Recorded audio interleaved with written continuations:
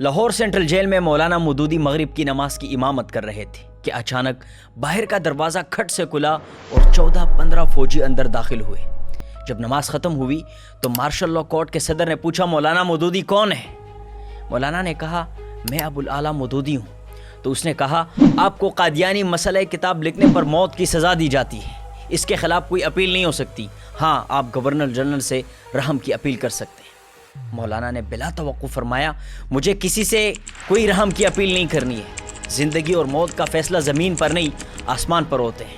اگر وہاں پر میری موت کا فیصلہ ہو چکا ہے تو دنیا کی کوئی طاقت مجھے موت سے نہیں بچا سکتی، اور اگر وہاں سے میری موت کا فیصلہ نہیں ہوا ہے تو دنیا کی کوئی طاقت میرا بال بھی بیکا نہیں کر سکتی۔ کوئی آدھ گھنٹے کے بعد ہیڈ وارڈن اور ان کے ساتھ کچھ دوسرے لوگ آئے اور انہوں نے کہا، مولانا مودودی صاحب تیار ہو جائیں، وہ پھانسی گر جائیں گے۔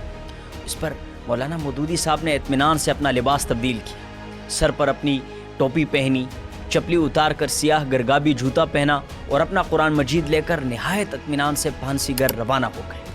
اب مولانا امین احسن اصلاحی صاحب مولانا مودودی صاحب کی قمیض، پاجامہ اور ٹوپی کبھی سینے سے لگاتے اور کبھی آنکھوں پر رکھتے اور بے تحاشا روتے ہوئے کہتے جاتے کہ مجھے یہ تو معلوم تھا کہ مولانا مودودی صاحب بہت بڑے آدمی ہیں، لیکن مجھے یہ معلوم نہیں تھا کہ خدا کے ہاں مودودی صاحب کا اتنا بڑا مرتبہ اور مقام ہے۔ اگلے دن وارڈن مولانا مودودی کے دوستوں کے پاس آئے اور کہا، مولانا مودودی صاحب تو عجیب آدمی ہے، معلوم ہوتا ہے ان کو اس بات کا اندازہ ہی نہیں ہے کہ ان کے ساتھ کیا ہونے والا ہے۔ وہ پھانسی گھر گئے، وہاں کا لباس پہنا، جنگلے سے باہر پانی کے گھڑے سے وضو کیا اور عشاء کی نماز پڑھی اور ٹاٹ پر لیٹ کر تھوڑی دیر بعد خراٹے مارنے لگے۔ حالانکہ ان کے آس پاس پھانسی گھر کے دوسرے قیدی چیخ و پکار میں مصروف تھے۔ مولانا مودودی صاحب کو پھانسی کی سزا کا اعلان ہوتے ہی ملک بھر میں ہی نہیں بلکہ دنیا بھر میں احتجاج شروع ہو گئے۔ انڈونیشیا کی اسلامی پارٹی کے وزیر اعظم ڈاکٹر ناصر صاحب نے حکومت پاکستان سے کہا کہ پاکستان کو مودودی صاحب کی ضرورت اگر نہیں ہے تو دنیا بھر کے مسلمانوں کو ان کی ضرورت ہے، پاکستان ان کو انڈونیشیا بھجوا دے۔ سعودی عرب نے اس سزا کے خلاف شدید احتجاج کیا۔ بہت سے دوسرے ممالک کے مسلمانوں نے بھی اور پاکستان میں بھی تو ہر جگہ سے احتجاج ہوا۔ اس احتجاج کا یہ نتیجہ ہوا کہ تیسرے ہی روز حکومت پاکستان نے اعلان کر دیا کہ مولانا مودودی صاحب اور مولانا عبدالستار خان نیازی صاحب کی سزائے موت عمر قید میں تبدیل کر دی گئی ہے۔ اس لیے مولانا مودودی صاحب کو پھانسی گھر سے جیل کے بی کلاس وارڈ میں منتقل کر دیا گیا۔ سید ابو الاعلیٰ مودودی صاحب کی عمر قید 14 سال قید بامشقت کی تھی۔ جماعت اسلامی نے مولانا مودودی صاحب کی سزا کو کالعدم کرانے کے سلسلے میں لاہور ہائی کورٹ میں میاں منظور قادر ایڈوکیٹ کے ذریعے سے پٹیشن دائر کر دی اور ہائی کورٹ نے پٹیشن منظور کرتے ہوئے سید ابو الاعلیٰ مودودی صاحب کو رہا کرنے کا حکم دے دیا، اور یوں مولانا مودودی صاحب 28 مئی 1955 کو ڈسٹرکٹ جیل ملتان سے رہا ہو کر گھر آ گئے۔ سید ابو الاعلیٰ مودودی 1903 میں اورنگ آباد دکن میں پیدا ہوئے۔ آبائی تعلق سادات کے ایک ایسے خاندان سے تھا جو ابتدا میں افغانستان کے علاقے ہرات کے قریب چشت کے معروف مقام پر آ کر آباد ہوا تھا۔ اس خاندان کے ایک مشہور بزرگ خواجہ قطب الدین مودود چشتی تھے، جو خواجہ معین الدین چشتی اجمیری کے شیخ الشیوخ تھے۔ سید مودودی کا خاندان خواجہ مودود چشتی کے نام نامی سے منسوب ہو کر ہی مودودی کہلاتا ہے۔ مودودی صاحب نے جس گھرانے میں آنکھ کھولی وہ ایک مکمل مذہبی گھرانہ تھا۔ ان کے والد محترم اور والدہ ماجدہ دونوں کی زندگی مذہبی رنگ میں رنگی ہوئی تھی۔ سید مودودی کی تربیت ان کے والد نے خاص توجہ سے کی۔ وہ انہیں مذہبی تعلیم خود دیتے تھے۔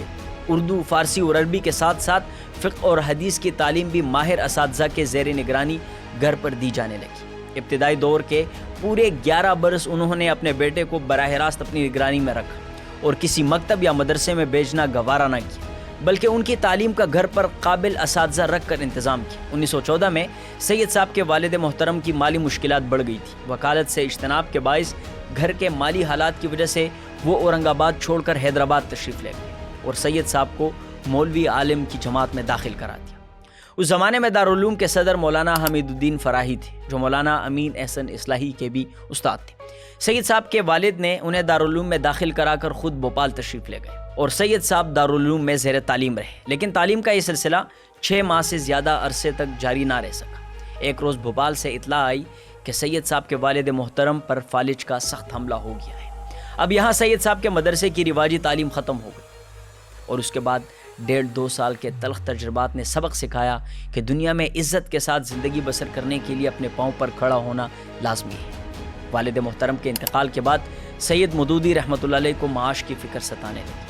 والد کے انتقال کے بعد اس چھوٹی سی عمر میں پہلی بار سید مودودی کو بھی احساس ہوا کہ دنیا میں عزت کے ساتھ زندگی بسر کرنے کے لیے اپنے پاؤں پر کھڑا ہونا ضروری ہے۔ اللہ تعالیٰ نے انہیں لکھنے کی زبردست قابلیت دی تھی۔ انہوں نے ارادہ کر لیا تھا کہ قلم کے ذریعے ہی اپنے خیالات کو لوگوں تک پہنچائیں گے اور اسی کو ذریعہ معاش بھی بنائیں گے۔ اس طرح ایک تو مسلمانوں کی بھلائی اور اسلام کی خدمت کا کام ہوگا اور دوسرا معاش کا وسیلہ بھی بن جائے گا۔ اس لیے ایک صحافی کی حیثیت سے انہوں نے اپنے کیریئر کا آغاز کیا اور پھر متعدد اخبارات میں ایڈیٹر کی حیثیت سے کام کیا، جن میں اخبار مدینہ، بجنور یوپی، تاج اور جمعیت علماء ہند کا روزنامہ الجمیہ دہلی خصوصی طور پر شامل ہے۔ ایک بار مولانا محمد علی جوہر نے بھی سید مودودی صاحب کو اپنے اخبار ہمدرد میں کام کرنے کی دعوت دی تھی، مگر جمعیت علماء ہند الجمیہ والوں کے ساتھ آپ کے پرانے تعلقات تھے، اس لیے آپ مولانا محمد علی جوہر کی پیشکش کو قبول نہ کر سکے۔ اگرچہ سیاسی اختلافات کی بنا پر انہیں بعد میں روزنامہ الجمیہ کو بھی چھوڑنا پڑا، کیونکہ جب جمعیت علماء ہند کانگریس میں شامل ہوئی تو سید مودودی صاحب نے احتجاجاً الجمیت چھوڑ دیا، کیونکہ وہ کانگریس کو مسلمانوں کے مفادات کے خلاف سمجھتے تھے۔ جس زمانے میں سید مودودی رحمۃ اللہ علیہ الجمیہ کے ایڈیٹر تھے، ایک شخص سوامی شردانند نے شدی کی تحریک شروع کی، جس کا مقصد یہ تھا کہ مسلمانوں کو ہندو بنا لیا جائے زبردستی۔ اس تحریک کی بنیاد نفرت، دشمنی اور تعصب پر تھی، اور اس نے اپنی کتاب میں حضور صلی اللہ علیہ وسلم کی توہین کی تھی، جسے کوئی مسلمان برداشت نہیں کر سکتا تھا۔ اس لیے کسی مسلمان نے غیرت ایمانی میں آ کر سوامی شردانند کو قتل کر دیا۔ اس پر پورے ہندوستان میں ایک شور برپا ہو گیا، ہندو دین اسلام پر حملے کرنے لگے اور اعلانیہ کہا جانے لگا کہ اسلام تلوار اور تشدد کا مذہب ہے۔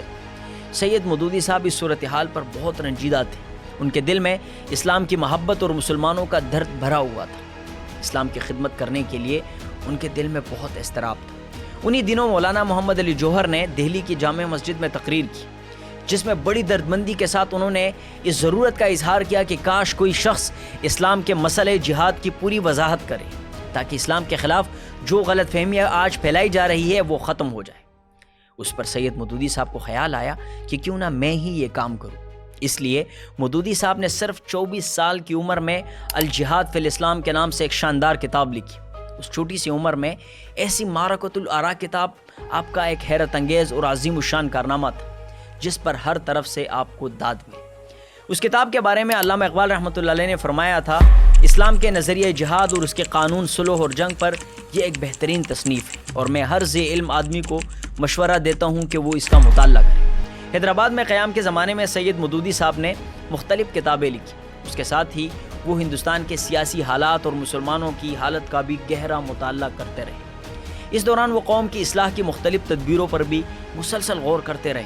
آخرکار انہوں نے اصلاح قوم کے مقصد کے لیے 1932 میں حیدرآباد سے رسالہ ترجمان القرآن جاری۔ مسلمانوں کی بھلائی کے لیے وہ جو کام کرنا چاہتے تھے، ان کے ذہن میں اس کی ترتیب یہ تھی کہ پہلے مسلمانوں کے ذہنوں سے مغربی قوموں کی نقالی اور مرغوبیت، یورپ کے خیالات اور ان کے طور طریقوں کا زور توڑا جائے، پھر ان کے ذہنوں میں یہ بات بٹھائی جائے کہ اسلام ایک مکمل ضابطۂ حیات ہے جو زندگی کے ہر مسئلے میں انسان کی رہنمائی کرتا ہے۔ رسالہ ترجمان القرآن مسلمانوں میں بہت مقبول ہوا اور اس نے ایک تحریک کی شکل اختیار کر لی، جو بعد میں جا کر جماعت اسلامی کی بنیاد کی وجہ بنی، اور بالآخر 26 اگست 1941 کو سید ابو الاعلیٰ مودودی رحمۃ اللہ علیہ نے اپنے 74 دوستوں، اپنے ہم فکر ہم مزاج دوستوں کے ساتھ مل کر جماعت اسلامی کی بنیاد رکھی۔ پارٹی کا موقف واضح تھا کہ اسلام ایک مکمل ضابطۂ حیات ہے اور اسلامی تعلیمات کا سیاست اور ریاستی امور سمیت زندگی کے تمام معاملات میں اطلاق ہونا چاہیے۔ سید مودودی کی علمی اور سیاسی فکر صرف پاکستان میں ہی نہیں بلکہ دنیا بھر میں اس کے اثرات مختلف تنظیموں کی صورت میں دیکھنے کو ملے۔ اگر میں یہ کہوں کہ مودودی اسلامی تحریکوں کے روح رواں ہے تو شاید غلط نہ ہو، کیونکہ ان کی فکر، تقریر و تحریر نے جماعت اسلامی ہند، جماعت اسلامی بنگلہ دیش، تیونس کی انادہ، مصر کی اخوان المسلمین، ترکی کی رفع، سوڈان کی الحرکت الاسلامیہ، امریکہ اور کینیڈا میں Islamic circle of Jamaat Islami کو جنم دیا۔ جماعت اسلامی پاکستان کی پارٹی میں ٹرننگ پوائنٹ اس وقت آیا جب ڈاکٹر اسرار احمد، امین احسن اصلاحی اور ارشاد احمد حقانی جیسے بڑے نام مودودی سے دور ہو گئے اور جماعت اسلامی کو چھوڑ دیا۔ اس کی وجہ اختلاف رائے بنا۔ مودودی صاحب کا ماننا تھا کہ اب ہمیں انتخابی سیاست میں حصہ لینا چاہیے، جبکہ ڈاکٹر اسرار احمد اور دیگر لوگوں کی رائے تھی کہ اس کو خالص اسلامی تحریک رہنا چاہیے، اور پھر یہی اختلاف رائے جدائی کی وجہ بنی۔ سید ابو الاعلیٰ مودودی رحمۃ اللہ علیہ ایک سیاسی، علمی، فکری شخصیت تھی۔ انہوں نے اپنے قلم کے ذریعے پوری دنیا میں ایک انقلاب برپا کر دیا ہے۔ مودودی صاحب نے الجہاد فی الاسلام کے بعد ترجمان القرآن، پردہ، مسئلہ ملکیت زمیں، سود، اسلام اور جدید معاشی نظریات، تنقیحات، تفہیمات، قرآن کی 4 بنیادی اصطلاحیں، سنت کی آئینی حیثیت، اسلامی تہذیب اور اس کے اصول و مبادی، دینیات، خطبات، تفہیم القرآن اور خلافت و ملوکیت جیسی شاہکار کتابیں لکھی۔ ان تمام کتابوں میں علماء کرام کو تفہیم القرآن میں کچھ جگہوں پر شدید اختلاف ہے۔ تفہیم القرآن اچھی تفسیر ہے، لیکن اس میں بعض مسئلے مودودی صاحب مرحوم نے امت کے خلاف لکھے، اللہ ان کی مغفرت فرمائے۔ اور اس کے ساتھ خلافت و ملوکیت نے دنیا بھر میں ایک ہنگامہ کھڑا کر دیا۔ ہر طرف سے مولانا پر شدید تنقید ہوئی۔ لوگوں نے فتنہ مودودیت کے نام سے سید صاحب کے خلاف مہم شروع کر دی، اور بعض لوگوں نے یہ نعرہ بھی لگایا، 1 مودودی 100 یہودی۔ یہ نعرہ کیوں لگا، تنقید کیوں ہوئی؟ وجہ صرف ایک تھی کہ مودودی صاحب نے اپنی کتاب خلافت و ملوکیت میں حضرت عثمان رضی اللہ تعالیٰ عنہ کے حوالے سے اپنے قلم کی تیزی دکھائی اور صحابہ کرام کے لیے غیر محتاط انداز اپنایا۔ اس معاملے میں مجھے مولانا مودودی صاحب سے شدید شکایت ہے اور شدید رنج ہے۔ اکثر لوگ کہتے ہیں کہ خلافت و ملوکیت اپنی اصل شکل میں موجود نہیں ہے، اور یہی بات مفتی طارق مسعود صاحب نے بھی کی ہے۔ اسلامی والے اب جو خلافت و ملوکیت چھاپ رہے ہیں، یہ وہ نہیں ہے جو مولانا مودودی نے لکھی تھی۔ انہوں نے اپنے بزرگوں کی کتابوں سے خلافت و ملوکیت کو سمجھنے کی کوشش کی ہے۔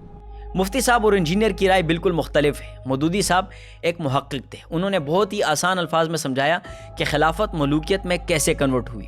چونکہ وہ ایک لکھاری تھے تو غلطی کی گنجائش ہو سکتی ہے، کیونکہ غلطی ان سے ہوتی ہے جو کام کرتے، جو کام ہی نہیں کرتے ان سے کیا غلطی ہوگی۔ لیکن یہ حقیقت ہے کہ خلافت و ملوکیت اپنی اصل شکل میں نہیں ہے، بہت ہی کم جگہوں پر ایڈیٹنگ ہوئی ہے۔ اس کو آپ نیگیٹو لو یا positive, it's up to you. لیکن جماعت اسلامی کے اس کام کو سراہنا ہوگا، کیونکہ انہوں نے ثابت کر دیا کہ جماعت میں اندھی تقلید کی کوئی گنجائش نہیں ہے، اور یہی چیز جماعت کو اسٹرانگ بناتی ہے۔ مولانا سید ابو الاعلیٰ مودودی رحمۃ اللہ علیہ کا انتقال امریکہ کے شہر بفلو میں اس ہسپتال میں ہوا جہاں ان کے بیٹے جناب ڈاکٹر احمد فاروق مودودی ملازم تھے، اور علاج کے لیے انہیں وہاں لے کر گئے تھے۔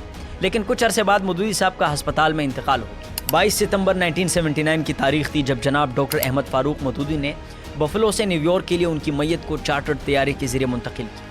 مولانا کے اہل خانہ بھی ان کی میت کے ساتھ نیو یارک پہنچے۔ نیو یارک ایئرپورٹ پر ایک بڑی تعداد میں مسلمان جمع ہوئے اور مولانا سید ابو الاعلیٰ مودودی رحمۃ اللہ علیہ کی نماز جنازہ ادا کی۔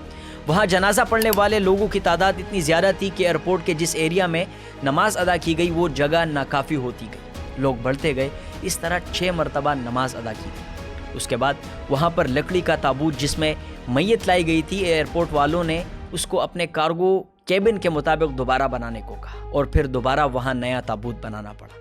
اس کے بعد میت کو لندن کے ہیترو ایئرپورٹ پر لایا گیا، جہاں پر پورے یورپ سے ہزاروں مسلمان مولانا کی نماز جنازہ کے لیے جمع تھے۔ چنانچہ وہاں نماز جنازہ ادا کی گئی۔ اس کے بعد لندن سے کراچی لایا گیا۔ کراچی میں دوسرے امیر جماعت اسلامی پاکستان جناب میاں طفیل محمد صاحب کی امامت میں لاکھوں افراد نے نماز جنازہ ادا کی۔